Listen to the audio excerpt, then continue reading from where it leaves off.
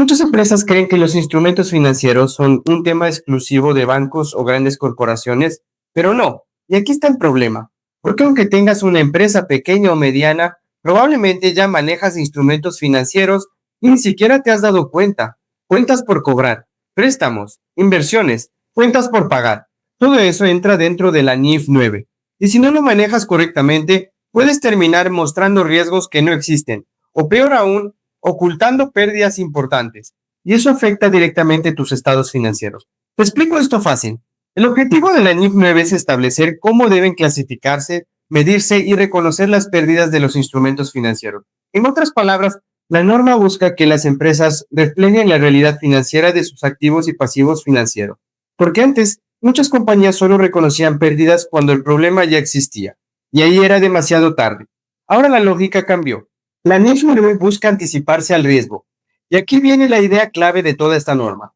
No esperes a que ocurra la pérdida, reconoce el riesgo desde antes. Y eso cambia completamente la forma de analizar cuentas por cobrar y otros activos financieros. Ahora, ¿a quién aplica?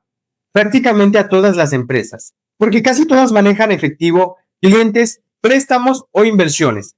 No necesitas ser un banco para aplicar NIF 9, incluso una empresa comercial pequeña puede verse impactada. Ahora, uno de los temas más importantes de esta norma, la clasificación de los instrumentos financieros, porque no todos se registran igual. La NIF 9 establece categorías dependiendo del modelo de negocio y de cómo se generan los flujos de efectivo. Y aquí muchas empresas se complican. Pero te lo explico simple. La norma busca responder dos preguntas. ¿Por qué tienes ese activo financiero? ¿Y cómo genera dinero? Por ejemplo, si tienes una cuenta por cobrar de clientes, normalmente el objetivo es cobrar el efectivo. Entonces generalmente se mide al costo amortizado. Pero si tienes inversiones para negociar constantemente, la lógica cambia. Y ahí puede entrar el valor razonable. Ahora, te doy un ejemplo práctico. Imagínate que tu empresa presta dinero a un cliente. Si tu intención es cobrar capital e intereses, ese instrumento puede ir al costo amortizado. Pero si compras inversiones para venderlas rápidamente, debes medirlas de otra forma. Y aquí empiezan muchos errores. Porque algunas empresas registran todo igual, sin analizar el objetivo real del instrumento financiero. Y eso distorsiona completamente los estados financieros. Ahora, hablemos del tema más famoso de NIF 9, las pérdidas crediticias esperadas. Y este es uno de los cambios más fuertes de la norma. Porque antes solo reconocías deterioro cuando ya existía evidencia de incumplimiento. Ahora no. Ahora debes reconocer pérdidas esperadas incluso antes de que el cliente deje de pagar. Y aquí muchas empresas reaccionan así. Pero si todavía no me debe vencido, sí, pero la norma te obliga a analizar el riesgo futuro. Y eso tiene sentido, porque no todos los clientes tienen el mismo nivel de riesgo. Ahora, te doy un ejemplo claro. Tienes una cartera de clientes de $100,000. Históricamente sabes que cierto porcentaje no paga. Entonces debes reconocer una pérdida esperada, aunque todavía no exista incumplimiento. Y esto afecta directamente tu utilidad, porque reconoces deterioros antes. Ahora, otro error común, pensar que esto aplica solo a cuentas vencidas. No, la evaluación del riesgo comienza desde el reconocimiento inicial. Y aquí muchas empresas fallan porque no tienen políticas claras de evaluación. Ahora, hablemos de algo importante. El modelo simplificado. Porque la NIF 9 permite aplicar un enfoque simplificado para cuentas comerciales. Y esto facilita mucho el análisis, especialmente en empresas con alto volumen de clientes. Aquí normalmente se utilizan matrices de deterioro, es decir, porcentajes históricos ajustados según el riesgo actual. Pero cuidado, no puedes inventar porcentajes, debes basarte en información razonable y sustentable. Por ejemplo, si históricamente tus clientes pagan bien, tu deterioro esperado puede ser menor, pero si el sector económico atraviesa problemas, debes ajustar ese análisis. Y aquí entra muchísimo criterio profesional. Ahora, otro punto clave, el valor razonable. Muchas inversiones financieras deben medirse a valor razonable. Y aquí la pregunta es, ¿cuánto vale realmente hoy ese instrumento financiero? Porque el mercado cambia constantemente y eso puede generar ganancias o pérdidas, incluso sin vender la inversión. Y aquí muchas empresas se sorprenden porque dicen, pero si no he vendido nada, sí, pero el valor cambió y la norma busca reflejar esa realidad. Ahora, otro error frecuente, no actualizar las mediciones, porque algunos instrumentos financieros deben reevaluarse constantemente y si no actualizas los valores, los estados financieros dejan de representar la realidad económica. Ahora, hablemos de los pasivos financieros, préstamos, obligaciones bancarias, deudas, Todo esto también entra en IF 9 y aquí aparece otro concepto importante, el costo amortizado, porque muchas obligaciones no se registran simplemente por el valor recibido. También deben considerarse intereses efectivos, costos de transacción y condiciones financieras. Ahora, te doy un ejemplo simple. Tu empresa recibe un préstamo de largo plazo, pero existen comisiones y costos asociados. Eso afecta el cálculo financiero real de la deuda. Y la NIF 9 busca precisamente reflejar ese costo económico verdadero. Ahora, otro tema importante, las renegociaciones, porque cuando modificas condiciones de un préstamo, pueden existir impactos financieros inmediatos. Y muchas empresas no los analizan correctamente. Por ejemplo, cambios en tasas de interés, plazos o descuentos. Todo eso puede generar ajustes contables. Ahora, vamos a otro punto clave, la cobertura contable. Y aquí muchas personas creen que esto es demasiado técnico, pero la lógica es sencilla. La cobertura busca reducir riesgos financieros.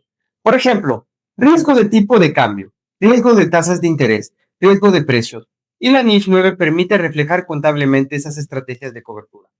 Ahora, imagina una empresa que importa productos en dólares. Si el dólar sube, sus costos aumentan. Entonces decide contratar instrumentos para protegerse del riesgo cambiario.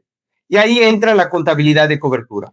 Ahora, otro error común, no documentar adecuadamente las estrategias de cobertura.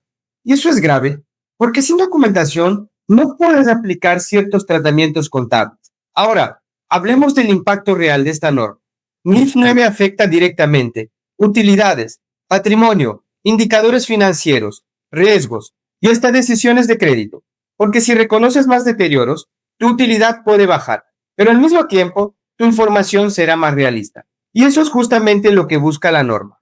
Ahora, te doy otro ejemplo práctico. Una empresa tiene muchísimas cuentas por cobrar. En apariencia, su balance luce sólido, pero cuando analiza el riesgo de incobrabilidad, descubre que parte importante de la cartera tiene problemas.